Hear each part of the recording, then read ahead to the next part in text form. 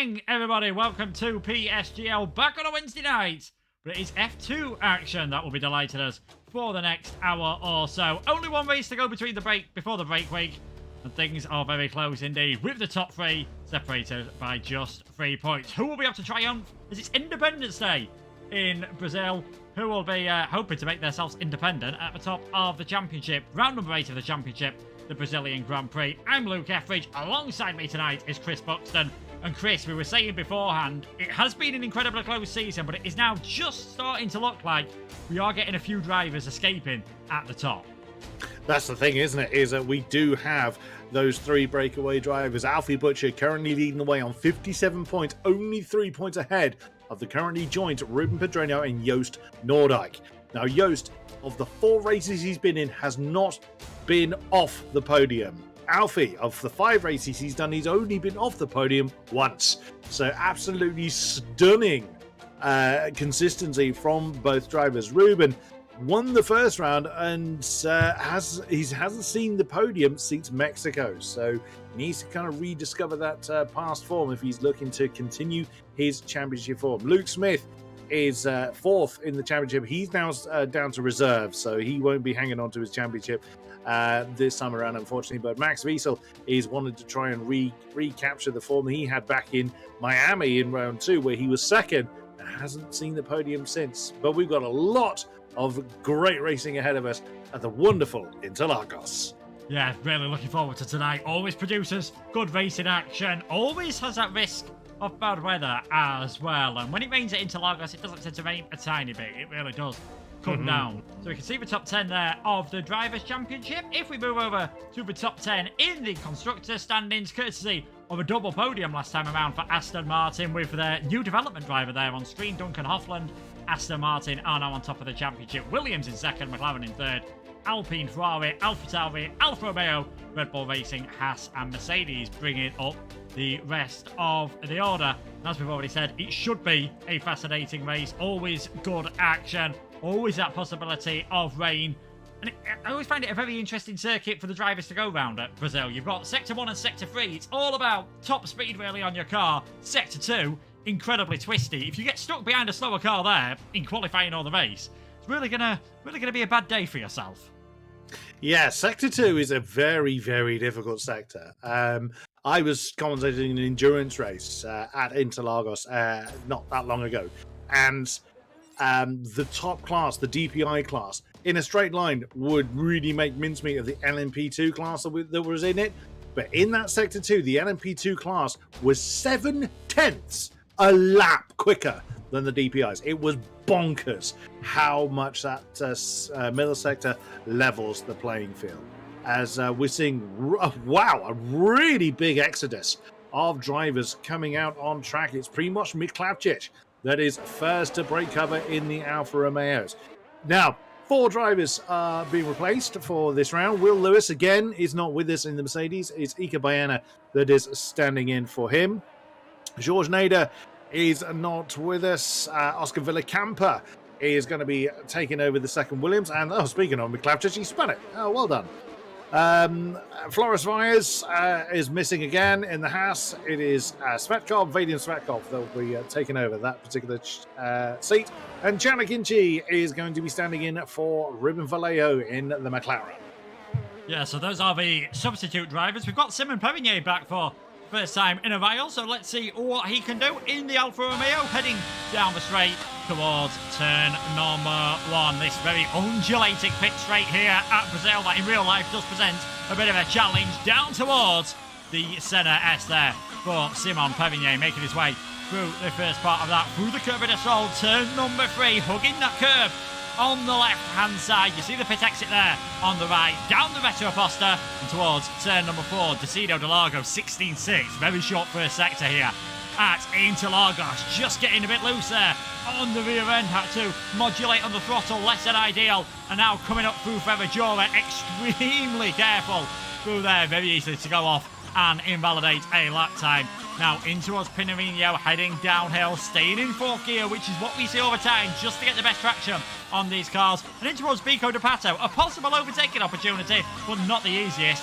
Just as Alex Albon and Lewis Hamilton in 2019. Coming through Miguelio now in towards Young Sao, arguably one of the most important corners possibly on the calendar, because it is now flat out all the way through there, moving up through the gears. There's 2 corners on this straight that don't really count as corners. Cutting that pit exit line as you are allowed, staying to the left-hand side of the track.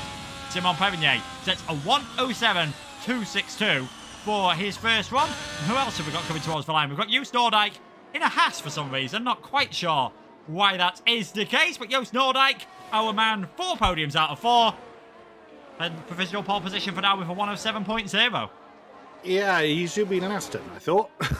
I'm not quite sure why Joost has gone for a Haas, but that is where he is. Carter Lundy standing in the Alpine squad has just taken the top time with a 1:07.067. We'll be well into the 1:06s before the qualifying session is done. It is the shortest lap of the calendar. I think it's the shortest lap of the calendar.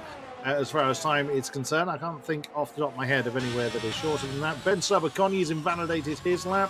Who's next over the line? Max Wiesel started into 5th. And because the lap is so short, the times tend to be very, very close. Both the Mercs come over the line. Nika Baena has invalidated his at Andre Tarabukin. Slots into 9th. Who else is on a lap? Everyone else is either back in the pits or has done their first run on these tyres. Standard affair, everybody on the soft tyres. Not a cloud to be seen in the Brazilian skies around Sao Paulo. But I'm fully expecting us to be into the 1:06s before too long. Yeah, same. Should be. Oh, there it is. There we go. Straight away. Alfie Butcher does a 1:06.980. He's been on really top form as of late. 3 podiums in a row has got him to that lead of the championship. Ruben Pedreño sucks himself in towards 5th place, just over a 10th for pole position. 1:07.105. So yeah, we have got Joost in a Haas and Ben Sabaconi in an Aston Martin. We know it's the time of season where we are seeing esports teams announced, so maybe if someone wants to get a bit of a scoop, that could be a possible reason. It could be that they just didn't pick the cars in the lobby and it's randomly assigned them then. So, you know, who knows what could be the reasons for that. No, but Jacob heads towards the pit. So Alfie Butcher doing that on a second run of tyres as well. This seems to be one of the circuits, a bit like we saw on a lot of the last game, where you are able to get multiple tyre runs in. Ruben Pedreño also doing that after invalidating his first run. So Butcher on top, Lundy in second, Akinci third, Noordijk in 4th, Pedreño in 5th. And it is Pedreño who's been leading the championship for so long, really. He's really one of those drivers who's in need of a good performance tonight. The form, yes, he's only 3 points off the championship. If he wins tonight, he'll be leading the championship again. But things just seem to be slipping away from him at the moment. No podiums in the last 3 races. Yeah, that's what I was saying, is that, he won the opening round, then, unfortunately, then didn't finish in Miami, was 3rd in Spa, 2nd in Mexico, and that's the last time that he has seen the podium. So it's not gone particularly well for the lead McLaren driver in this half of the season, but we still have 4 rounds to conclude. And he's still right up there in touching distance of the top spot in the championship. So we can't rule anything out just yet. So plenty of cars coming straight back out onto circuit. It doesn't entirely surprise me to see 2 laps being run on the softer tyres, or on any tyres actually, during qualifying, because the lap is so short. And the middle sector is, the amount of stress going through the tyres is not as bad as you might think. Yes, there's a lot of corners, but they're very slow in that middle sector, so they're not taking as huge amount of life out of the tyres. It's fast corners that ruin tyres. Think Pouon, Spa, think Curva Grande, although Curva Grande is not actually very sharp. But you get the idea. Corners you take at a very high rate or not is what ruins the tyres. As Chanakinchi is now starting his next lap, along with his friend Puki, Simon Perny, and Primoz Mivklacic on another run. Has he got to the end of the lap? Oh no, he's invalidated his lap, so I think he's backing off for another go. Is he? No, Primoz has invalidated another one. So the A's struggling a little bit in the Alfa Romeo, but a big stream of cars are going to be out there, and that's tricky here in Interlagos because the laps are quick. It's very easy to catch traffic. Yeah, we're seeing 67-second lap times roughly. 20 cars out there on circuit. You haven't got a lot of space to yourself and behind or in front of you. So if you make a slight mistake and want to back off, especially in that middle sector, things are going to be very tricky indeed. But Chanakinchi, no backing off for him at the moment. 87 thousandths up on his personal best, so only needs to find another 200ths in this final sector, and he could well be taking provisional pole position away from Alfie Butcher. Hasn't done many races this season so far as Chanakinchi. The best result from pole position of a third in Mexico. Comes across the line, slots himself in towards second for now. A Turkish driver, 107.005 for him. Joost Noordijk's invalidated his lap, so he's going to be heading out there onto another one. Ruben Pedreño just starting his flying lap, but we'll see what Duncan Hofland can do. Qualifying, he admits, not really his forte, and it has cost him quite a few times. Not a bad lap whatsoever, though, from the Dutchman. He slots in towards third, and this is a circuit where it's not the easiest to overtake as Max Wiesel goes fastest. There are two DRS zones, but this one that Duncan Hofland's coming down now, down the Retta Aposta, in towards turn number 4. You've pretty much got to get the move done before the braking zone. Otherwise, you're going to get stuck behind. What you'll see a lot of, particularly here and coming out of that fourth turn, the Decidio del Lago, is very much punch and counter punch. You've got to be very, very careful of when you make your attack. Again, think Kemmel Straight. You've got to time when you make your attack, because otherwise you leave yourself very, very open to counter-attack. And if you make the move too early on that back straight, you are then ready for counter-attack on the way up through Ferradura and Larangina. And making a pass through that second sector is nearly impossible without really a very, very risky move indeed. That being said, if someone makes a mistake through Junshao, they can easily be picked off well before they get back around to the start-finish line. So tactical play is going to be crucial for a successful result here in Interlagos. So we'll see what our drivers can do. So even if people may be struggling for absolute top flight pace, this is a track where tactical driving can absolutely pay dividends. Yeah, it certainly can. Managing the DRS, managing that DRS.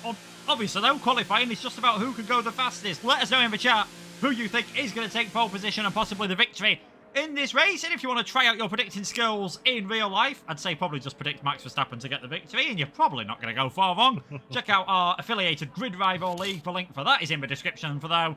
And if you want to watch the streams in ultimate comfort, you can check out our lead sponsors here, GT Omega. Use the code PSGL to get 5% off. 8 minutes to go then in our sole qualifying session before the 50% 36-lap race, and it is Max Wiesel on top at the moment. Alfie Butcher second, Ruben Pedreño third, Noordijk, Akinci, Hofland, Lundy, Pookie, Baena, Sella are your top 10 at the moment, with, if you ignore the time from Vadim Svetkov, which, seems to be a bit of an outlier, we have got 17 drivers separated by half a second. Exceptionally close, as you would always expect. And Simon Perigny, he is now on another hot lap, and earlier on this season, he was looking pretty good. It's just missing a few races. A DNF last time out at Imola has really done his championship, no favours whatsoever. He's still, within 2 race wins, but that's going to be an incredibly tough job to do from 9th place. But he's definitely one of those drivers that could have a say by just, finishing high up in the races and just getting in between our main championship contenders. Yeah, 100% true. And a driver that is struggling here at Interlagos is McClouchich.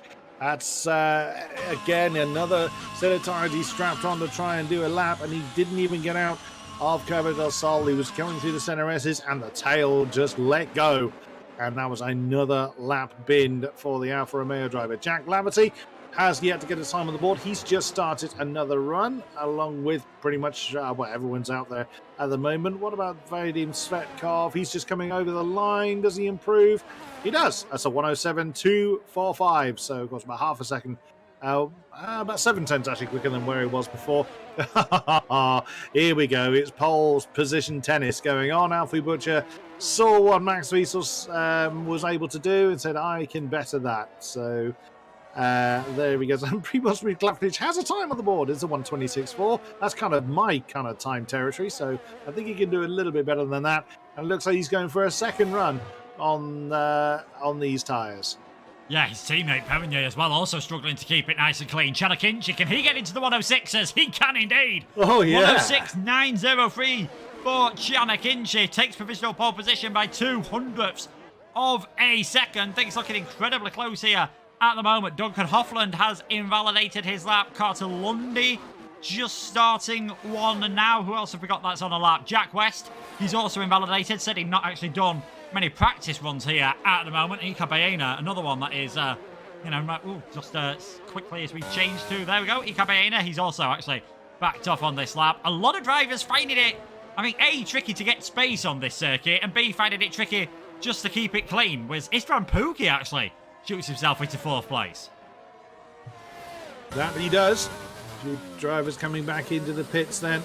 Keeping an eye on Ika Baena, who's just gone through Jun Shao and up towards the start-finish line. I think he's starting a lap rather than ending one. So as he's all the way over to the right side, yeah, he's Spad Sabakonyi has just jumped up into 9th position in the Aston Martin at 107.094 on the board for the future esports driver.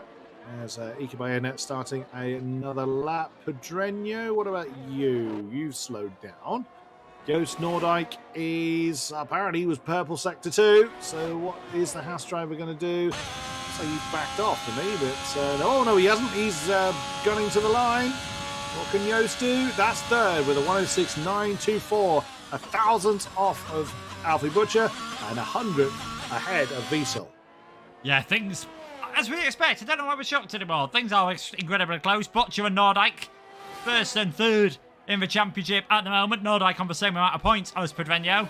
2nd and 3rd at the moment. Pedreño in 6th, within 600ths of his main 2 title rivals, but quite a few places behind them at the moment, which would not be ideal in the races. Let's not forget, this is our final race before the break week, and then we've got Saudi Arabia, USA, and Britain to finish off the season, and it does look like being an incredibly close season indeed. Christoph Scheller in 8th position at the moment. We have got 5 drivers on a 106.9, 5 drivers on a 107.0. That midfield battle is going to be incredibly close in this race for these final few points, but the majority of the cars either back in the pits or heading towards the pits to get ready for their final runs. It's Svetkov, Miklavčič and Hofland, though, that are going a bit early, and Miklavčič, he really needs something from this lap. Pedreño, he's just binned his lap. It was looking pretty good. He actually had one of the Haas drivers literally jump off the track. It was Svetkov, jumped out of the way, and just a tiny touch on the apex just unsettled the car, and it was looking pretty good. I mean, he's already a decent time with a 106.984 for Pedreño in 6th position. It was looking like it was going to be an improvement, and just that tiny mistake on an apex, quite why he was going over it in the first place, I'm not entirely certain. But, yeah, a tiny mistake, and that's seen the McLaren back into the pit. He does have time to get that car reshot and back out there. He's going to have to hurry up, because we're into the Banzai phase. Yeah, we are indeed. Vadim Svetkov, he's just invalidated, has got enough time, enough tyres and enough ERS, I'd imagine, to get another lap in. He's got Duncan Hofland starting to close in just behind him. At the moment, you've got to say, out of that next group of cars, as there goes Svetkov, I think, a bit late realising that Hofland was there, but does dive out of the way. If anyone in that chasing back is going to get towards the top 3 in the championship, I think it would be Duncan Hofland, but he needs to have a mighty exit out of Young Sao, 16 thousandths of a second down on his personal best at the moment. This is going to be the final lap for the Aston Martin Esports development driver. What can Hofland do? Heads towards the line. And he lost a bit more time in that final sector, so 7th is the best he's going to do. And you would expect him, you'd imagine, to drop down the order as a few other drivers improve. One of those drivers who could improve, I think it could be Cartolondi. He was up there towards the top in the first phase, and I think that is still his first lap time. And ERS light flashing suggests he's going for a second warm-up lap. He's going to give it the beans on the final one. All 20 cars are out of the pit lane now, so the track very, very busy. I'm keeping an eye on pretty much Miklavčič, just coming around the last couple of corners now. Is he going to complete the lap? Yes, he is. What does it put him? It's a 107.1 that puts him into 12th position as it currently stands. Still without a time is Jack Laverty. He's just started his final run. I'll keep an eye on how the Ferrari driver does. So with the 0.3 of a second, it's first to 18th, and Jack has spun just at the same time that Max Wiesel has taken the pole spot with a 106.882. Yeah, Chanakinch has had to back off in the final sector. Alfie Butcher was faster in Sector 1, but he's had to back off. Joost Noordijk is now flying through Sector 1. So we're going to try and keep an eye on these guys towards the top of the session and towards the top of the championship at the moment, because Max Wiesel, he's another one that has still got a chance in the Alpine, and someone who might be seen in the Alpine quite often, and I think probably why he's not racing here tonight. Big congratulations to Luke Smith on becoming a esports driver for the Alpine squad. Looking forward to seeing what he can do and the rest of the drivers can do. Janakinci and Alfie Butcher, they've finished their lap time. They've retired from the session, as has Jack Levity's left the session. He's actually been having some pedal troubles, according to the Discord, so hopefully he can get them fixed before the race. But what can Joost Noordijk do? Heading towards the finish line. He's going to be the first driver to finish his lap in this session. Noordijk to the line. 67 thousandths faster than the field. Will that be good enough to keep in pole position? Well, let's see as the rest of the laps are completing. Norbert Jacob couldn't improve. He came back into the pits. Simon Perroni up into 8th. Then the Frenchman with a 107.050. Who is next? I think it's Carter, is it? Well, no, Carter is not next over the line, but he is coming. Next over the line, that was Eastman Pookie, 106.953. No, it was Christoph Zala, beg your pardon, with a 106.907, puts him into 4th. Carter, 107.011, and it's Pedreño into 3rd with a 106.891. Who's next? Not sure who that was. No, one of the Ferraris. Jack West improves, 107.158. And I think that is everybody. So the only cars yet to retire is Ika Baena in the Mercedes. And he's left the session. So now my camera's actually staring at the sky, which looks very odd, I can tell you. But yeah, there you go. So Joost Noordijk, at the death of the session, takes that top spot with a very impressive 106.815.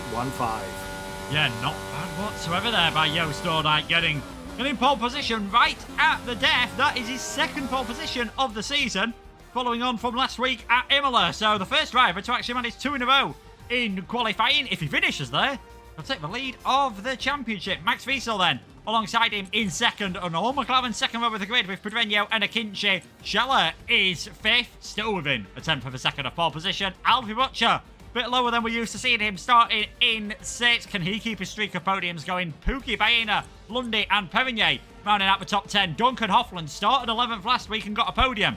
He's going to need to repeat that feat tonight. Ben Charbon-Connier is alongside him. Miklavčić, Older, West, Jacob, Tarabukin, Svetkov, Villakampa and Jack Levity with 20 cars. Let's head to the break and hear from our sponsors.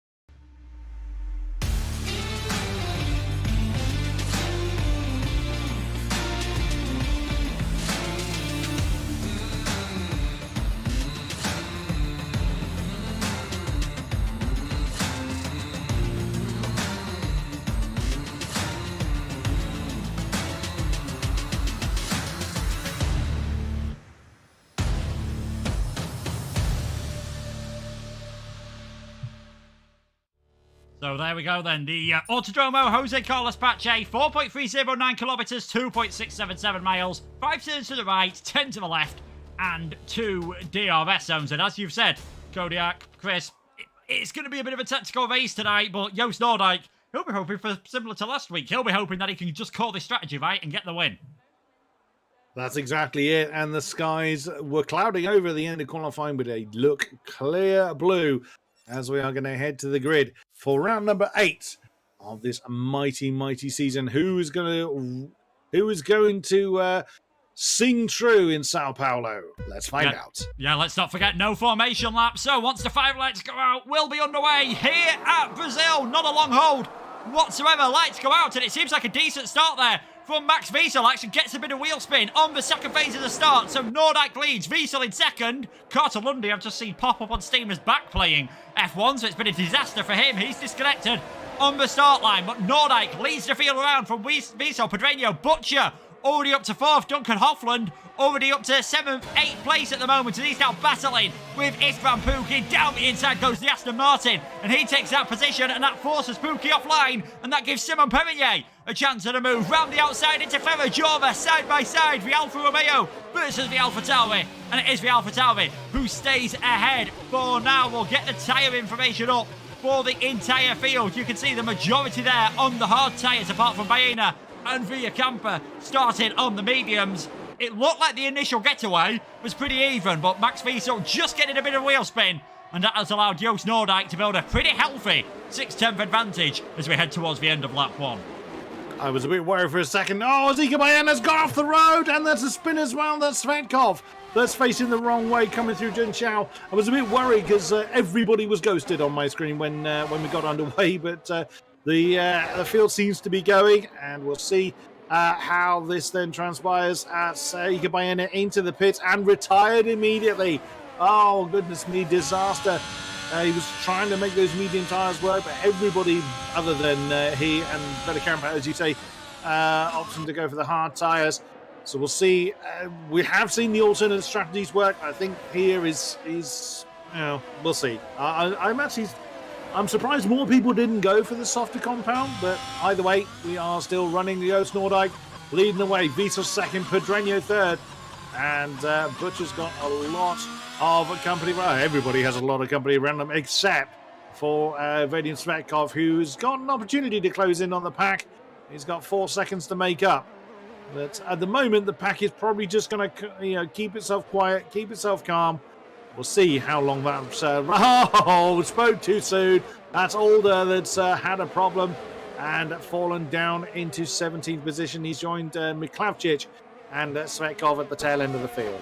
Yeah, he has. I'm wondering if Miklavčić is in the session because he's showing us ghosted on my screen at the moment. So it's been a bit of a nightmare day for him all round, and it seems to be carrying on in this race. You can see the position gains there. Villacampa now, I was about to say Villacampa and West are both up 6 places, but there we go. Using the medium tyres, Villacampa is now up 7 places, and this is the first time the drivers can use the DRS down the Retro Aposta when you're within a second of the car in front, and that does include lap cars. And being such a short circuit, you never know, if drivers have bad races, lap cars could play a bit of a factor. But yeah, it's been a crazy first lap. Lundy down 6 places. Obviously, Ika Baena, a big loser, and Istvan Pukki had that battle with Duncan Hoffland. As soon as you get offline, you just start to drop down the field, and Pukki there now 4 places down from where he started, and Oscar Villacampa will be hoping that he can get past the Alfa Tauri driver sooner rather than later.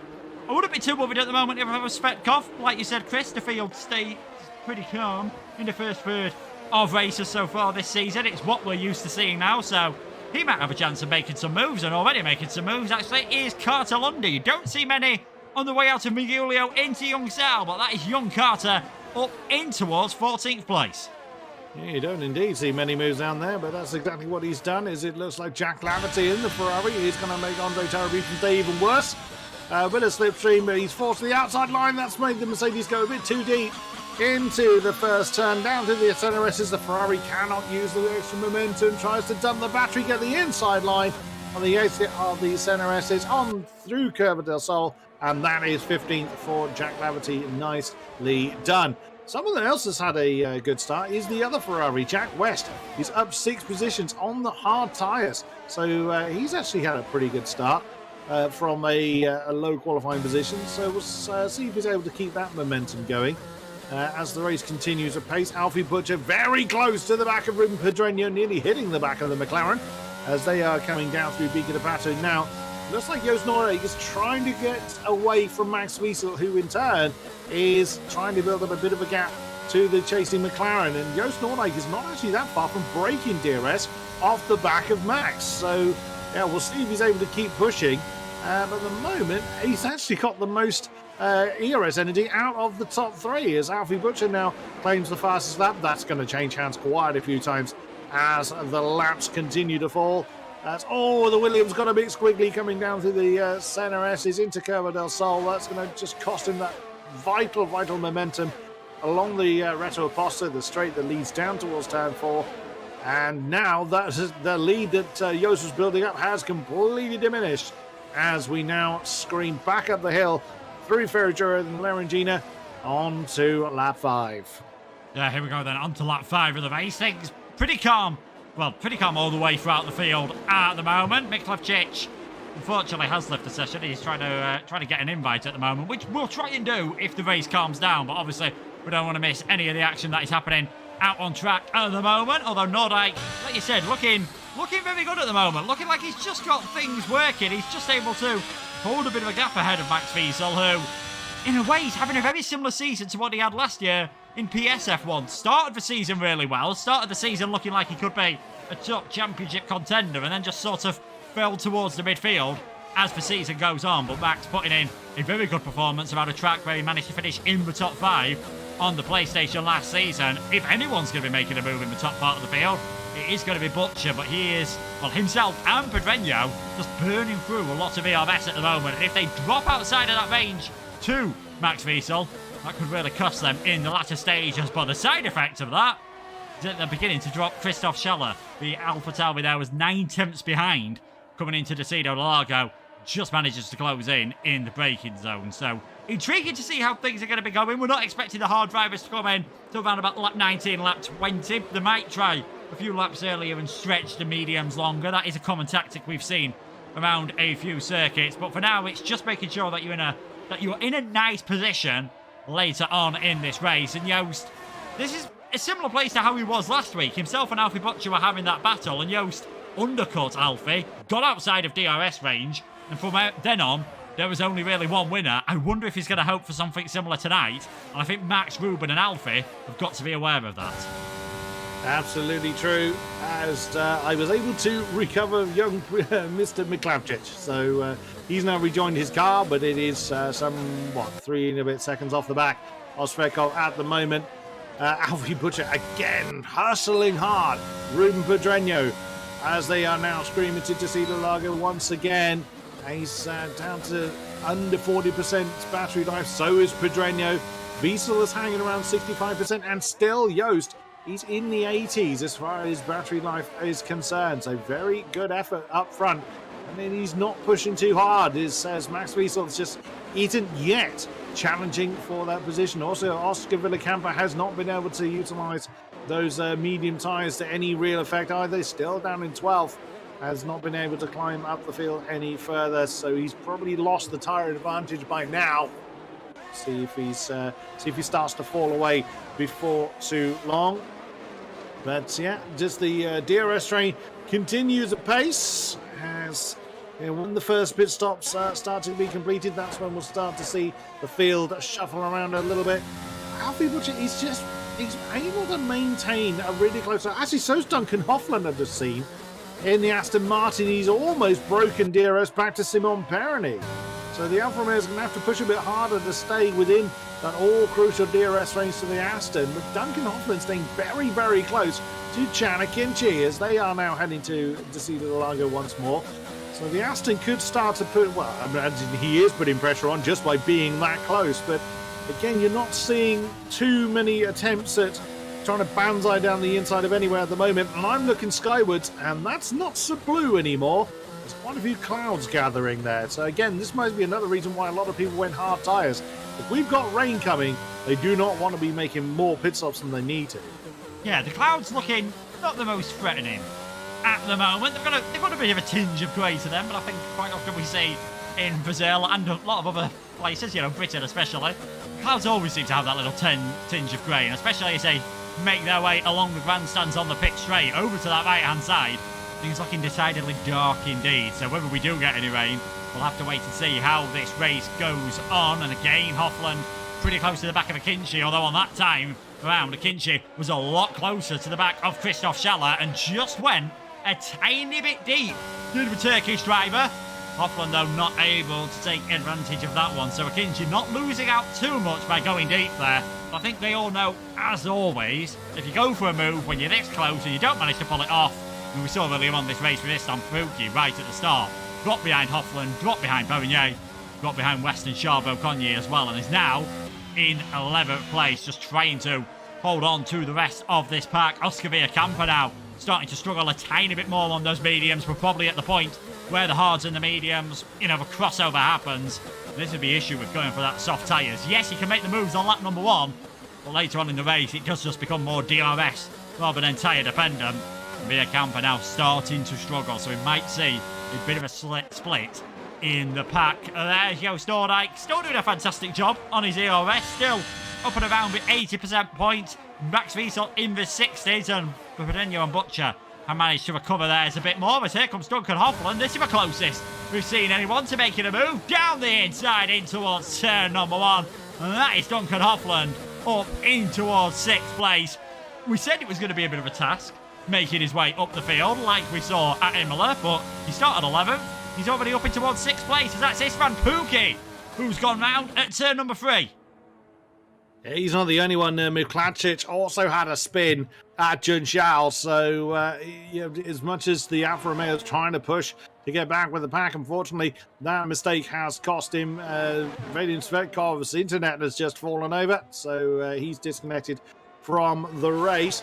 So now a few mistakes starting to creep in, as again this constant Kanamas challenge. He's gone too deep, because it's such a slow part of the circuit, it wouldn't have cost him too much. But again, with the field so heavily bunched, really do not want to be giving any advantage away. It was the Pico de Pato where that went wrong for Chanakinchi. He has lost a little bit of time off the back of Duncan Hoffland at the moment.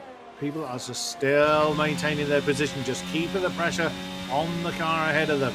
So no one's let anybody get away. So, I mean, there are gaps, obviously. Just as I mentioned that, Norbert Jakob just banzaied the inside of Oscar Villacampa into turn 1. I think Oscar's tyres are probably screaming enough by now. He's tried to use the tyre advantage in those mediums, but it's not gone well for him, as he's now down into where he was in 12th before. I think he tried to make the move on Norbert Jakob, but did not come off. And now without any ERS or very little ERS energy left, it's going to be a tough time for the Williams. I'd imagine he's looking skywards, hoping it does rain, because that will really mix up the field if that's the case. Yeah, no grip on his tyres, no ERS. I think there's going to be no hope, unfortunately, for Via Camper of getting some points, unless we get a safety car. We've had, Miklevcic, Svetkov, and a few other drivers. Pukki have their own little issues. Baena had a problem at the start. Matthew Alder's had an issue. Obviously, Cartolundi disconnected at the start, so it would have been intriguing to see what he could have done if it wasn't for that. Further up the field, Alfie Butcher again, just getting tantalisingly close to the back of Ruben Pedreño, but once again can't quite make that move work, and they're a lot closer to Joost Noordijk than they have been on previous laps. As there we go, down the inside goes Cartolundi, able to make that move. He's now up into 12th place, and it is not looking good whatsoever for Oscar Villacampa at the moment. Jack Laverty, even with his pedal problems, should be able to make this move work. No ERS at all for the Williams man. He has not managed that well whatsoever. Not managing the track limits well is Christoph Zeller. He is the first driver to pick up a 3-second tyre penalty. With how close the field is at the moment, that's going to be almightily crucial. That's going to hurt, Christoph, when we get towards the tail end of the race, assuming the field is still this heavily condensed, as Miklacic has decided enough's enough. He's parked the car in the pits, so that is the end of his race. Bit of a shame. Sometimes you have to admit defeat. But there is a nearly 2-second gap now between Norbert Jakob and Ben Sabakonyi. So bear in mind that that's where we saw Oscar Villacampa, really trying to hustle hard in that particular midfield. That is part of the reason why we've now got this 2-second gap there. And so Norbert, he's got no ERS whatsoever. He can't push any harder to gain on those ahead. So that is going to be a difficult race for him to try and really get back into that lead DRS train. And those behind him aren't doing much better on ERS either. So that is now 2 different DRS trains we've got going on. Yeah, and the field is still, incredibly close, packed together. If drivers did want to come into the pits now, you can see Joost Noordijk would come out behind Istvan Pukki. The top 16 cars separated by 10 seconds, which is, as we said, it is exceptionally close. Being such a short circuit with those 2 DRS zones, it is just keeping everyone in in 2 nice long trains at the moment. You'd imagine things will start to split up more now that Norbert Jakob, is struggling with his ERS usage. He might find this pretty difficult. Carter-Lundy might be getting the move done sooner rather than later. Does not look, though, as though Lundy is close enough on this lap. We'll stay on board in case he gets a fantastic run down the pit straight. And there, I think Lundy realising that he's not that bothered at the moment and can't quite make that move work. Might think about it into Decido del Lago. We've only seen moves there on lap number 1 at the moment, but I think once more, Jakob just doing enough on traction in that Red Bull on those hard tyres to stay ahead for now. So Lundy having to settle for 12 as things are going on. His teammate definitely started to get a bit of a move on. At one point, right from the start of the race, it looks as though Nordyke was breaking away, and we might see him just streak away with this one. But Max Wiesel keeping him very honest at the moment and managing his tyres, managing his ERS, which you could probably say for the majority of that front pack. Yeah, absolutely. Joost knows that pushing now is going to disadvantage him later on, so he's just managing his own pace. He's not feeling. He's got enough of a gap back to Max Wiesel that he's not having to defend. He's not having to put his car off the racing line and therefore compromise his line anywhere else. So he's just doing exactly what he needs to do and keeping a very healthy amount of ERS for when he does push. Duncan Hoffman, however, isn't so content to remain where he is as he dives on the inside of Christoph Zeller. Nicely done. A confident move for 5th position and remains very much in the DRS train to the leaders. Of course, Christoph Zeller trying to overcome that penalty. That's going to drop him quite some distance down. That's going to drop him down to around the 10. Oh, as the AlphaTauri gets a bit quickly coming through Decido del Lago. He does manage to keep his car pointing in the right direction as Villacampa now adds his name to the penalty board. I imagine those tyres are just screaming by now. We are approaching the halfway stage in this race. I would think Oscar he's either hoping for rain or I can't see that he's going to push for softs. Not from mediums, not here. As his Williams is all over the place. He's going to have to go for hard. Although that's a spin, that's Tara Buchan. Tara Buchan's Mercedes has gone round as he now recovers and actually stays off the racing line as he recovered right in front of Istvan Pukki. Nicely done. But yeah, that's made his day go from bad to disastrous. Yeah, Tara Buchan's had a real bad season, I think, unfortunately, for various different things. Just seems to keep getting caught up, in various different incidents. Amanda's clearly got pace. Finished 7th in the F2 Championship last year, but still yet to score any points. And Birmingham Evercall, well, there we go. Tyres in the pit lane. Villacampa in for our first scheduled pit stop then. Hard tyres going on to the Williams car. His teammate for tonight, just 1.3 seconds off the lead, which is not a bad place to be in. Fortunately for him, got another 2 cars, and it almost looked in the middle sector of that lap. Alfie Butcher was looking very racy indeed. Almost got a wheel alongside into Pinerino. I think was trying to feint a move down the inside in towards Pico de Pato. Not close enough this time, but Butcher, get a feeling now that he's built up a bit more over that hybrid energy, wants to get a move on. Yeah, but the problem for Alfie is that everyone else around him has got a pretty decent battery, other than Duncan, who's around about 50%. Everyone ahead of Alfie is over 75, so he hasn't got an advantage there. So when he pushes, so's everyone ahead of him. Whether he's aware of that is, I don't know how much information the engineer can actually give you, as I haven't, and I'm not a driver in this game. As Norbert Jakob now is brought the car in comes the Red Bull. That assumedly is for medium tyres. There's no way he's going to make softs work. And indeed, that is medium tyres going onto the Red Bull, as he will slot out in 15th position, just ahead of Oscar Villacampa. Yeah, clearly a move there by Norbert Jakob just to try to get him back onto that lead pack. 20 laps on the medium tyres, judging by the 15, that we saw Villacampa do earlier on, is going to be a bit of a struggle. I think lap 19 is the earliest we'll see any of the lead pack coming in for the mediums, but I've been wrong before when it comes to strategies, and I am prepared to be wrong again. You can see on Pedreño's screen, it's just got that blue little tool icon at the moment, suggesting that this is where the game suggests you should be coming into the pits. There's no definition that is certainly going to be the way things go. Nordyke's built up a bit of a gap and builds up some of his ERS, so will we see him coming in? No, he stays out there on the circuit, and all our lead 4, well, I think pretty much as far as you can see back from Joost Nordyke, unsurprisingly staying out on this occasion. And once again, Alfie Butcher the closest to making an overtake, and once again, he's going to have to stare at the back of the rear ring of Ruben Pedreño, who is doing a pretty good job at the moment. As things stand, Nordyke would take the lead in the championship ahead of Alfie Butcher. He'd turn that 3-point deficit into a 5-point advantage. Ruben Pedreño would be just a few points further back, so still incredibly close between those top three in the championship going into our final three races. Butcher down the inside, there's contact. The door was sort of half left open there. And I think Ruben Pedreño will be pretty aggrieved by the way that turned out. I think Ruben Pedreño is going to be exceedingly aggrieved with that. That was never an opportunity. Last couple of laps of the race, maybe you would think about a move like that. I would not be at all surprised if the stewards look at that unfavourably for Alfie. I personally think there was never an opportunity to make that stick.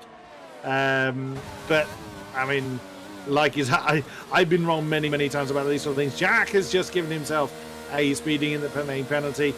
Oh, that's going to be even harder to overcome them, as we have three more cars in the pits. Spencer, Baconi, Pedreño and West all switching over to medium tyres. Is Norbert Jacker going to be anywhere near them? Let's see. Riding on board with the Red Bull. He should just slot right behind them. Fastest lap, of course, going to him. Oh, he might tangle with Jack here. Oh no, he's jumped Jack. So, or has he actually? He's just managed to get ahead of Jack West then. So that has helped Norbert close in a bit of distance.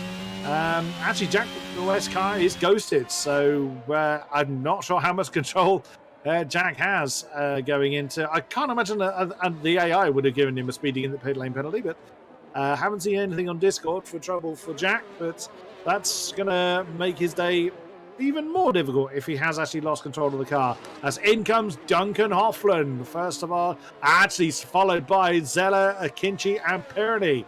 So the top three are going again. Yeah, I think that pit lane speeding penalty, Ruben Pedreño was exceptionally late on the brakes. I think almost caused it to perfection. Just had a tiny little tap on the back of Jack West, so that might have bumped Jack enough over the speed limit. Then he got dropped by Pedreño. Then he had to wait for Benchishavo Conye. Now it's been dropped in the pits by Norbert Jacob. It has not been a fine 30 seconds in the pits then for Jack West. Oscar Camp against his pit lane speeding penalty. He retires from the race. Where's Pedreño going to come out relative to all these cars? Still behind Scheller and Hoffland, but ahead of Simon Perigny. So nothing too much changing there, but we'll see how things work out with Hoffland once he gets his tyres up to temperature. And once we see Nordyke, Wiesel and Butcher coming to the pits, I can't imagine they're not going to go too many more laps longer, because they've got to watch out for that undercut. Yeah, I'm keeping an eye on the top three. Let's see how if them going longer is going to help their cause. Well, Alfie has continued.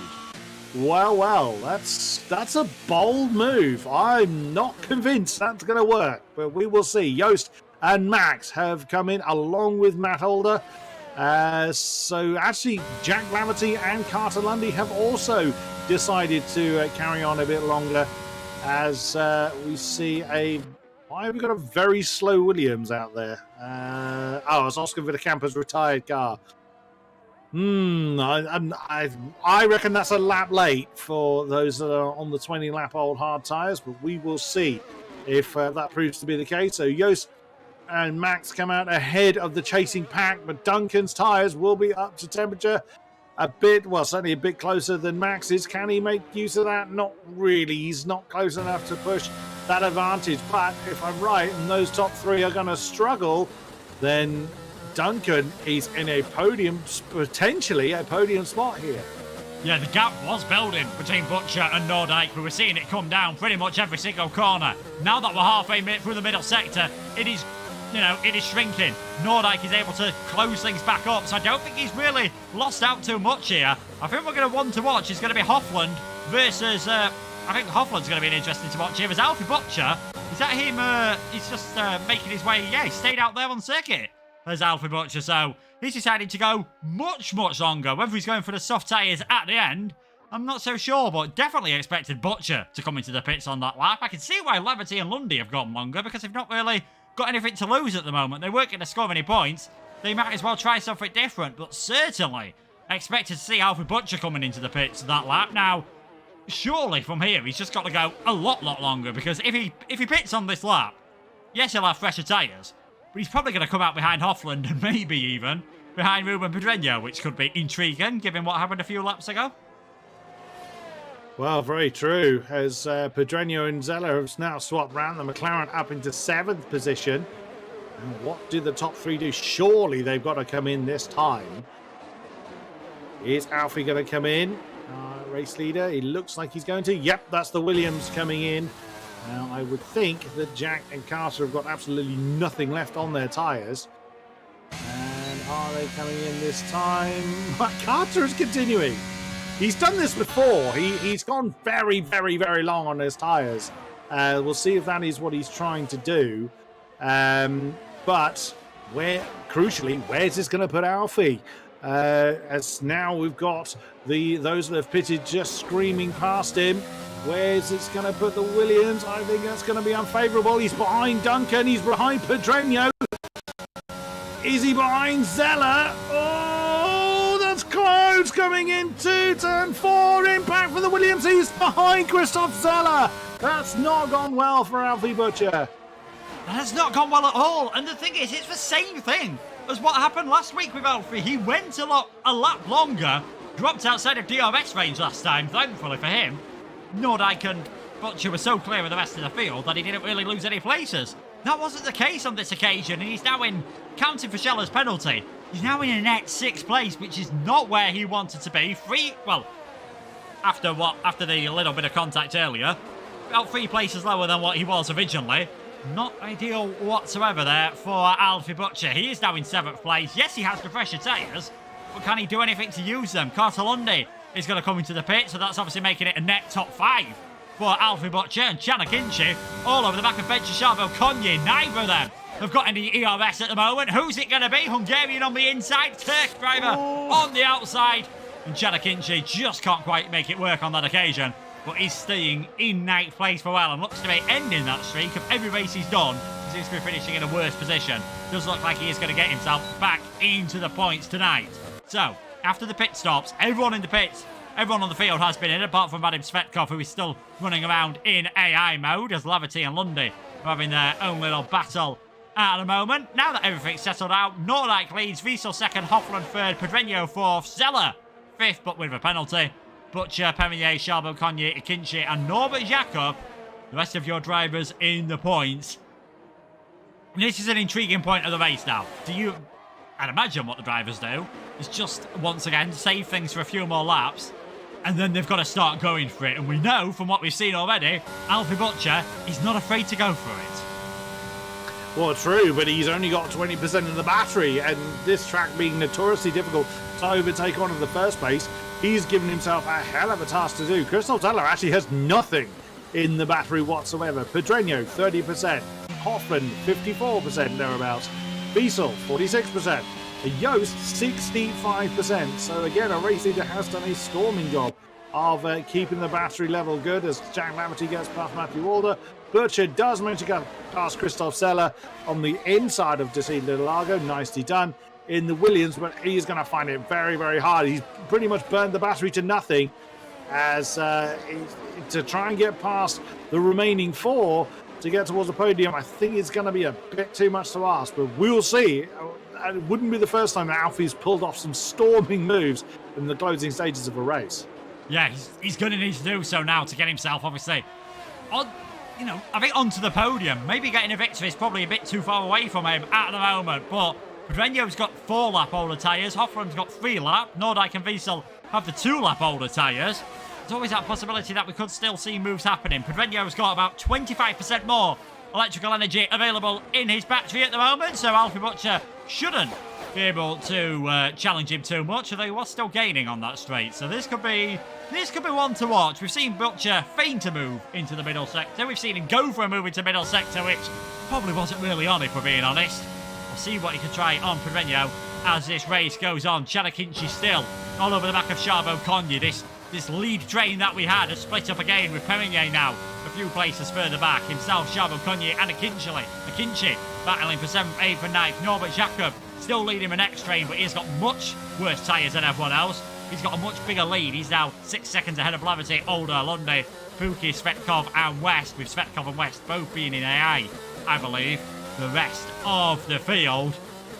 And how's Duncan Hoffman going to play this situation at the moment? He's in 3rd place again, but for him to win the championship, he's got to make some moves. He really needs to win this race.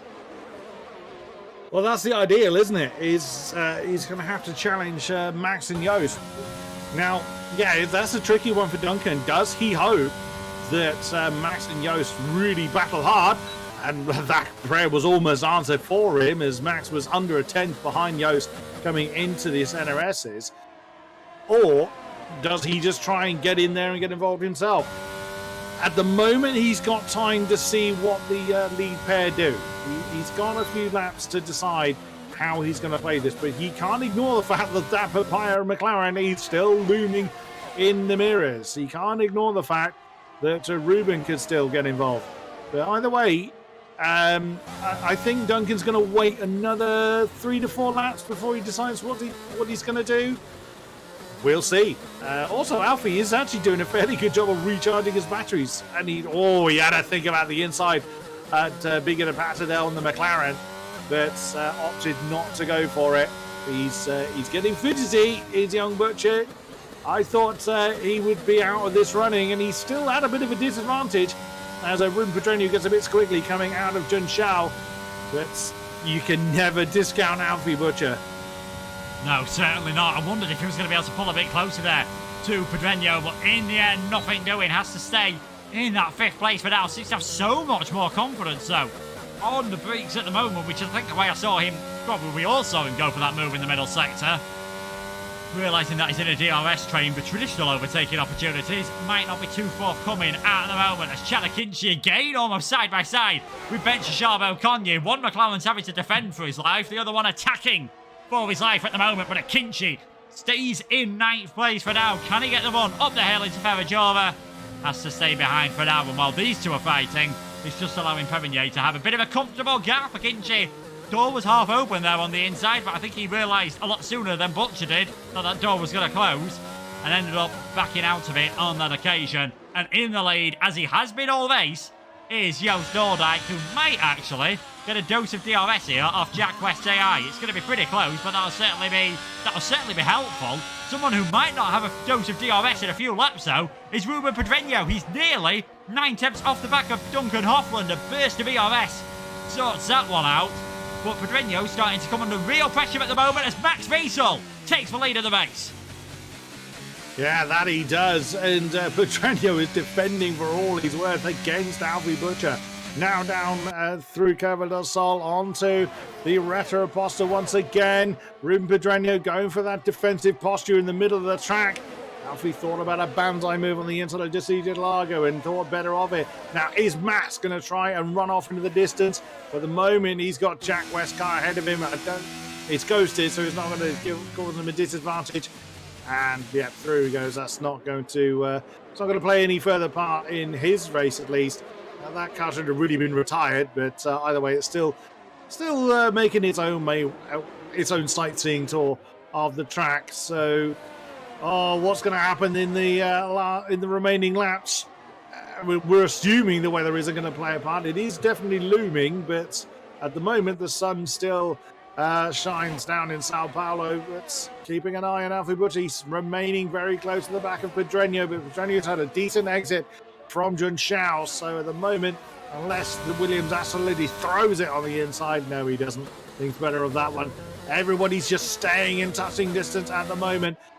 It could go absolutely any way. Now down through the center S's once again. Alfie's very close. Pedreño again having to go to that defensive posture. Again, he thought about chucking it on the inside of just you see that tiny twitch from Alfie. He thinks about the move, but bows out of it at the last second. Again, thought about it on the way up to Ferrajura. It's possible to make a move there, but you've got to really commit to it very early. Oh, this is where they came together before. Butcher and Pedreño. And this time, Pedreño punches Alfie back in the face. The McLaren is just about and forces the Williams off the road. Oh my goodness, they're still side by side now. Coming through, Beacon Abato. Butcher gets back a bit ahead. Christoph Zellem on the outside line. 3 wide coming through Mugello. The AlphaTauri's run out of room. Pedreño is back up into 4th. Bit of a nudge from the Williams as they now come through Junshao, and Ruben Pedreño now has no DRS off the back of Duncan Hoffland as a result of all that, but still remains in 4th. Yeah, I think the door was definitely a lot more open that time, but still contact between the two of them. But I think Pedreño's pretty annoyed by how this race is going. Holds off into the centre S on Alfie Butcher. They're just ruining their own race. They're 3 seconds off the lead all of a sudden here, so this, what could have been a potential chance of getting a podium, is going to be 4th place at best, surely. Butcher around the outside, Pedreño on the inside, and then contact again. There is Butcher's well off the road, and Christoph Scheller's through, and I think Simon Perrier is going to have a chance. Dear me, this isn't the best promotional for league racing at the moment. Now Butcher's going to be feeling very aggrieved. There's going to be words between the two of them later on, and Christoph Scheller just sort of an innocent party in all of this. Yeah, Zeller was very much a spectator in what's gone on here. I suspect there's going to be some lively conversation between Alfie Butcher and Ruben Pedreño at some point post-race, but as it currently stands, the McLaren still leads this particular train. Alfie Butcher's car getting really, really squiggly from the exit of Junshao. The top 3 just minding their own business. They've gone. 3 seconds to the good, but now Pedreño is going to find it very hard to defend. Here comes Zeller. DRS and ERS has put the AlphaTauri up into 4th, but now that's going to leave him open to the counter. That's exactly what I was talking about at the top of the show. If you make the move, it immediately opens you to counterattack. The AlphaTauri goes to the inside line. As Butcher is trying to think of a way through, and again impact between the two of Pedreño and Butcher. As this is happening so quick I can barely call it out, and Perroni is now ready to get involved. That Williams is all over the place. It is so quickly coming through the corners, but still he hangs on to the back of the McLaren. I think there's I thought for a second then down the inside into Bigo de Passo, and I think Pedreño saw that coming, went a bit more to the inside, but compromised his own line. They're going to be bump drafting through Magulio in towards Young Zhao. Alfie Butcher decides to stay behind. There is still the battle for the lead going on here, folks. We will come back to that at some point. Vadim Svetkov's AI has managed 31 laps on the hard tyres. Bravo to clearly the smoothest AI in town. But it's all just staying as it is further back. Chela Kinchi now on the back of Benji Chavo Konya. This battle for 8th and 9th place. Kinchi around the outside, can't make it work, gets a better line. But as long as Chavo Konya's got DRS, I think we're just going to see things stay as they are there. And again, Butcher all over the back of Pedreño. Pedreño having to go very defensive this time around. Cameraman angles aren't really helping us. And Pedreño does hang on once more, but his tyres, with all this defending, 4 laps older than Butcher, his tyres are going to be cooked. I get the funny feeling it's when, rather than if, the Williams makes this move. And I think Scheller, he might be able to take advantage of this, because he's going to be able to escape further and further away. And who knows, that 3-second penalty might not be too costly. Janet Kinchi and Ben Sabakoni side by side from the S's. Still going a bigger patter. The McLaren is bouncing off the Aston Martin, but couldn't get it done, and that's dropped them out of DRS range to Perroni. So that is going to compromise their race. I imagine that's going to be Sabakonyi and Akinji now locked into their own duel. Yeah, it is indeed. You're just seeing them coming in the background there. I think Akinji's going to have that one. There's no way of X for Ruben Pedreño. The door's open. I think we're going to see a late move on the brakes from Butcher. Not on this occasion. Just decides to stay behind. Maybe once bitten, twice shy. After what happened earlier on, Akinji has made that work. So he is now up in towards 8th place. Chavo Konye is going to try and fight back on this one, though. Akinji goes towards the inside. He's got no pace whatsoever. And Chavo Konye just easily takes that one back. So that is the Aston Martin up in towards 8th place. Pookie retires from the race in the pits. Further back, Laverty has really started catching up to the back of Norbert Jakob. So I wonder whether there could be a battle for the final points position there, with Jakob having currently 17-lap-old medium tyres. That's already more than what we saw Via Camper do earlier on. Admittedly, though, on a higher fuel load. Back towards the lead of the race, though. Wiesel, Nordijk, Hofland. Looks like these are going to finish in the top 3. But in what order? Well, that's the question, isn't it? And there's not a lot of life left in those tyres either. If anything, Hofland's got the disadvantage. His tyres are a lap older than those ahead. 2 laps remain here in Interlagos. We'll see how this is going to transpire. I would think now, if there's anything left in anyone's tank, they're going to pull the trigger. There goes Ralphie Butcher on the outside line of turn 1. Oh, Pedreño got boxed in behind Christoph Zeller. My goodness me, Butcher utilised the back of Christoph Zeller's car to slow down Ruben Pedreño. Now Ruben's going to have to really push hard to try and strike back against Alfie Butcher. Tries to outbrake him, goes onto the grass on the run down to Desida Lago. These two are not done fighting whatsoever. Simon Perroni has got the greatest seat in the house for that one. There's Spencer Baconia and Janet Kinchi still have their argument for 8th position right behind them. Oh my goodness me, it's breathless action in this PSGL race here around Brazil. Akinci and Shelbo Conye having their own battle, which is allowing Jacob and Levity to catch up. Scheller's broken away a bit. Pedreño wasn't able to make it work on that lap. Is he going to have another opportunity, or have his tyres just given up? And are we going to see Simon Perroni, who might be doing the wisest thing by just staying back, are we going to see Perroni get an opportunity here to get a pretty handy points finish up towards the lead of this race? So Max Wiesel in the lead, holding on for now. Are we going to see the German take his first victory of the season and maybe just keep his championship hopes alive? Pedreño having to defend from Simon Perroni round the outside for turn 1. That's the inside for turn 2. And that is Perroni up in towards 6th place. It looks like, barring any mistakes, things might all be finished at the front of the field. But further back, that's certainly not the case. Butcher down the inside of Scheller. Has he made the move work? Has he got the overlap? He has indeed. That's Butcher up into 4th. He'd have got that place anyway on penalties, but just making sure of that position. I would think Pedreño's feeling pretty fed up by now as Chanakinji closes into the back of Ben Sabaconi. It does look like the top 3 are pretty much just going to come home at this point. They're accepting where they are. Joost Noordijk is probably just going to accept that, there's no point trying to challenge Max for that top spot. But, he's going to be in the championship lead anyway, but there's still positions to decide behind them.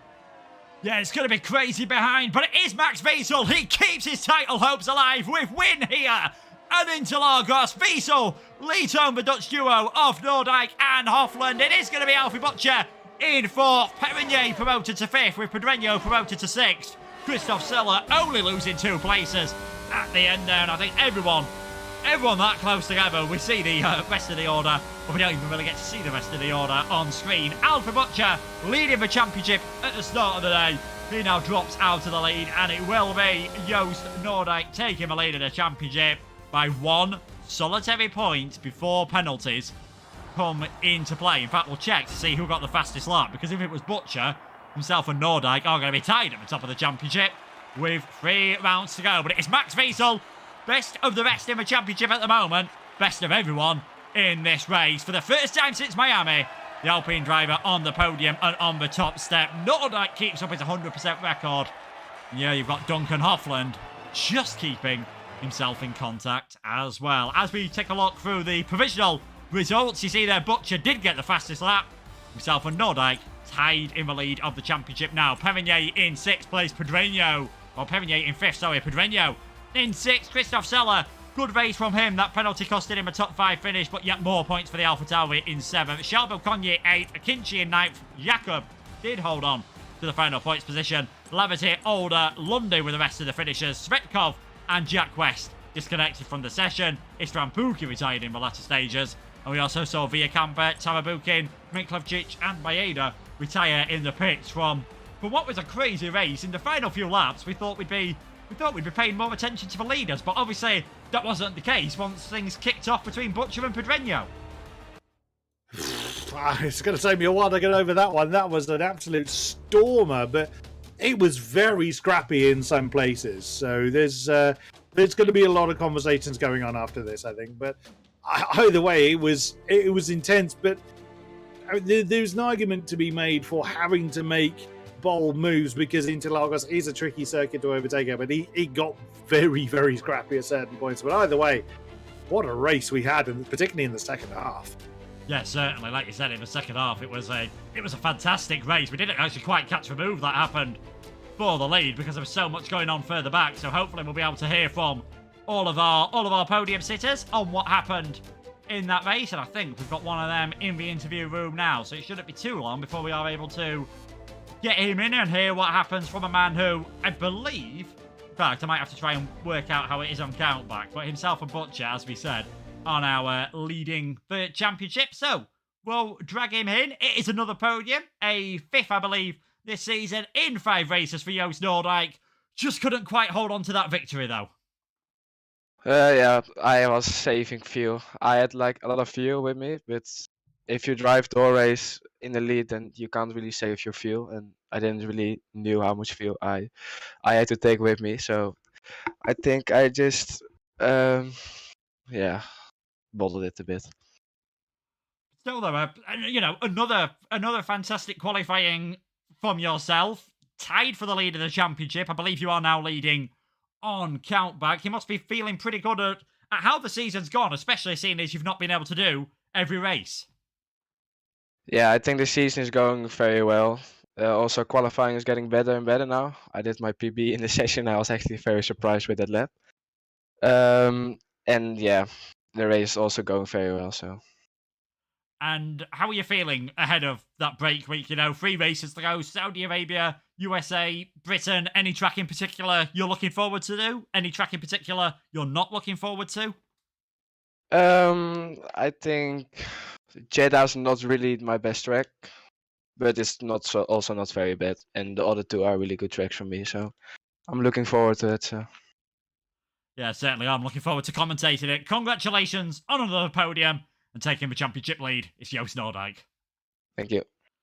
And now a driver that we've only had once previously this season. It was a second place in Miami. It's a victory here at Interlagos. Max Wiesel.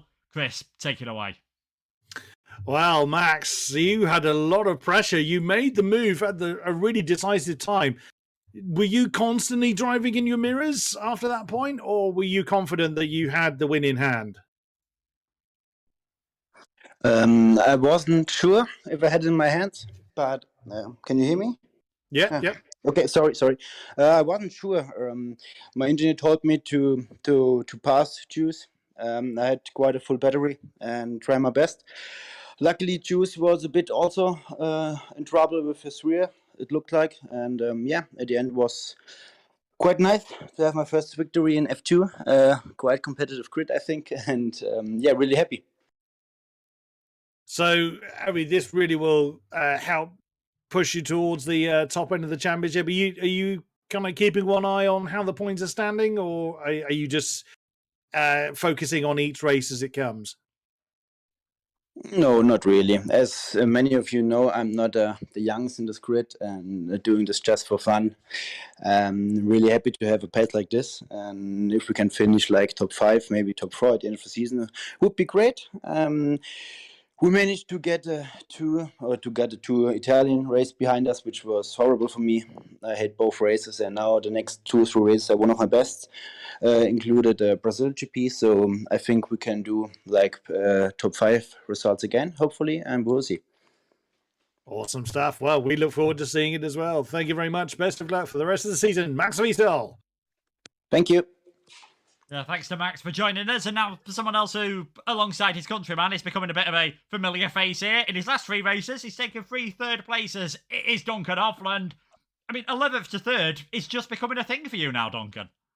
Yeah, it seems like it's. I mean, it's unfortunate that I'm still messing up my qualifying, and I also got slightly blocked on this lap, so that was unfortunate. Otherwise, would probably be around P7. But I mean, compared to what I can do in the race, it's just not good enough. So I have to work on that.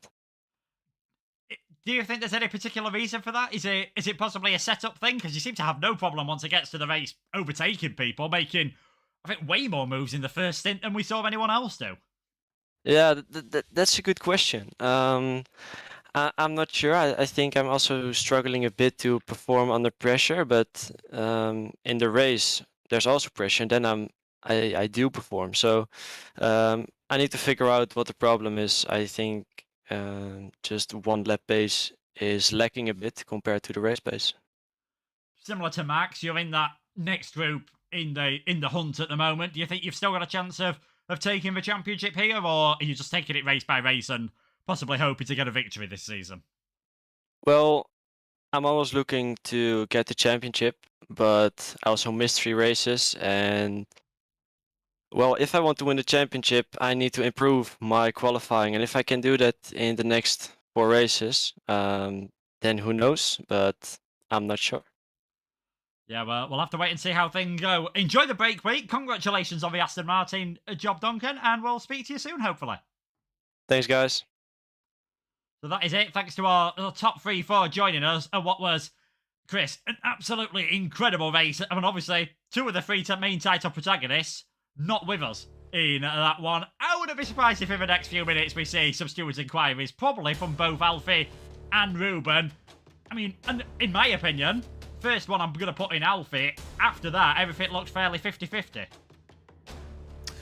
Yeah, I'm glad I'm not on the stewards bench for that one, because that's going to be messy to untangle, I think. But we'll let the right people figure that one out. But it is break week next week, and then we have got still some amazing racing to see out what's been a very intense season here in F2.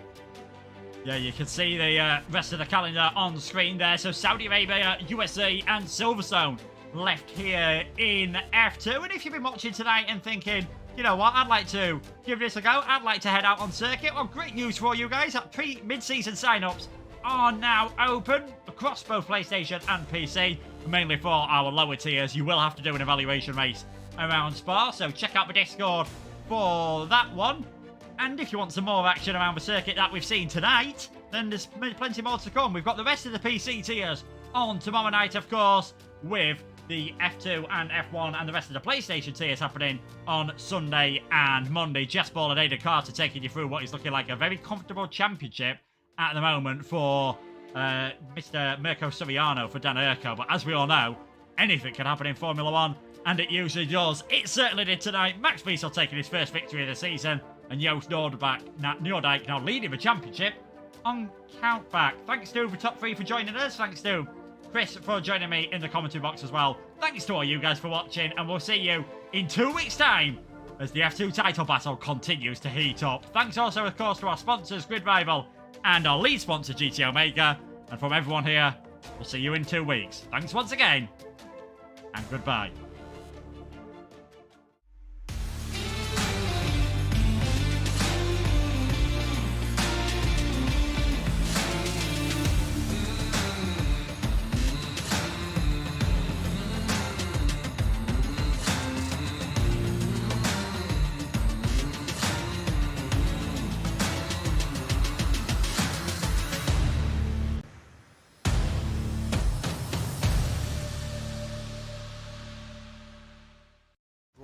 Was brought to you by GT Omega and Grid Rival, proudly supporting PSGL.